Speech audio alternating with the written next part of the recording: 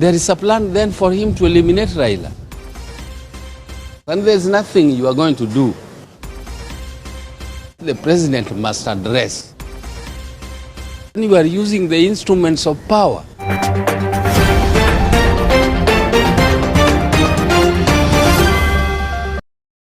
I'm quite disturbed as the head of the Odinga family that the person in the president of the Republic of Kenya who holds the instrument of power and force heading the army and the armed forces of Kenya can threaten Raila to a personal duel as if the issues being discussed in this country are personal between him and Raila.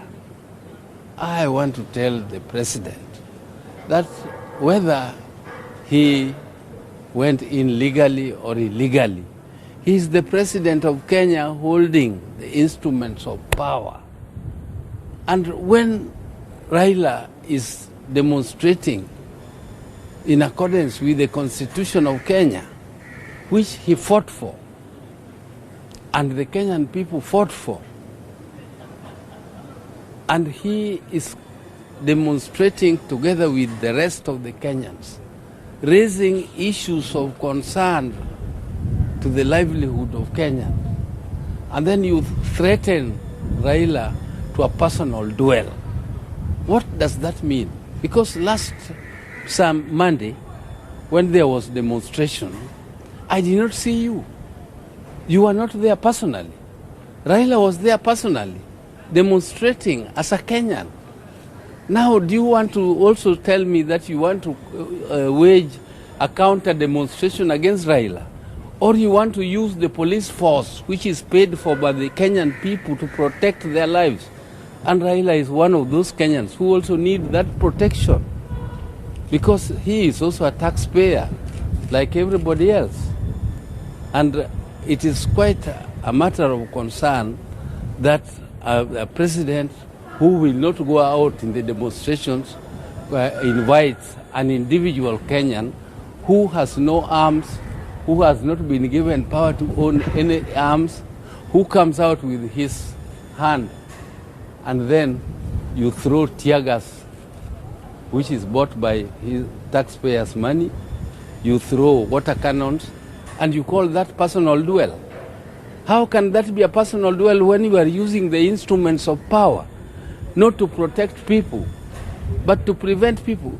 In fact, last Monday, what I saw as a Kenyan were peaceful Kenyans moving out to demonstrate in the center of the town.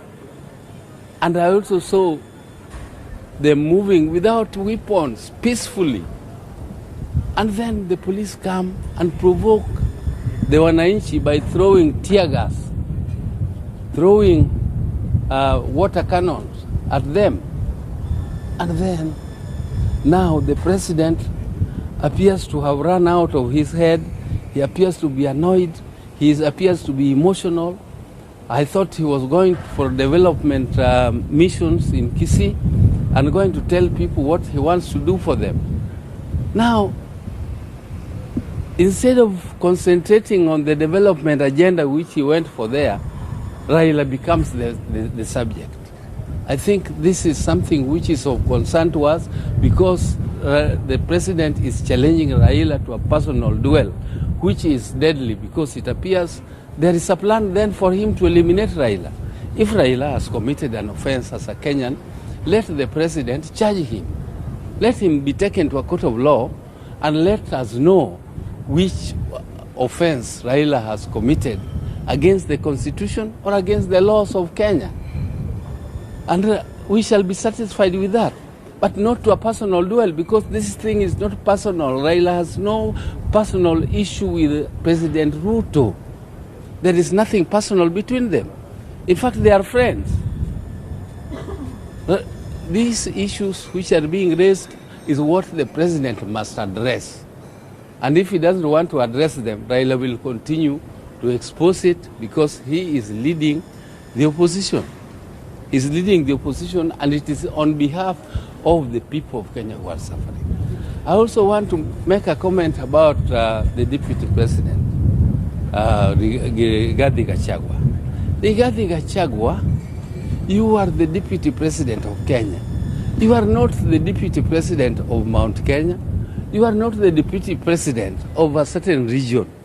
You are the Deputy President of Kenya. And the hate speech you are making against one community called the Luos also deserve respect. Why don't you, really, Luos have no problem with you. Why do you call them stone throwers? Gachagua, we can tell you are equivalent of a home guard because you are DO in the regime which was oppressing Kenyans. And if those people did not struggle, those young people you see struggling, you would not be having a new constitution. Therefore, you are adverse to the struggles that Kenyan people have gone through. Please, for once, shut up. Why are you spoiling? Why are you making things which are already bad even worse for Kenyans through your own utterances? Those utterances are not palatable to Kenyans. And I also want to ask you to respect a community called the Luo. Don't continue talking to the Luo as if they are not Kenyans. Luos are Kenyans and they are part of Kenyans. And there's nothing you are going to do to remove them from Kenya. They will always be there. So learn to respect them as much as they also respect you. The Luos respect you. They don't talk about you. So just learn to respect the communities under this government of yours where you are serving as Deputy President. Promise to unite Kenyans. So how do you unite Kenyans when you are singling out a community? You are saying that the people who demonstrated in Nairobi are all Luos. Really, the numbers of the Luos would be so great. If that was Luos, I would be very proud that Nairobi is ours. If everybody who came out and demonstrated that day are all Jaluos, I will be very, very, very happy. But I'm sure he knows from the bottom of his heart that it is Kenyans demanding that the cost of living should be lowered. People are suffering.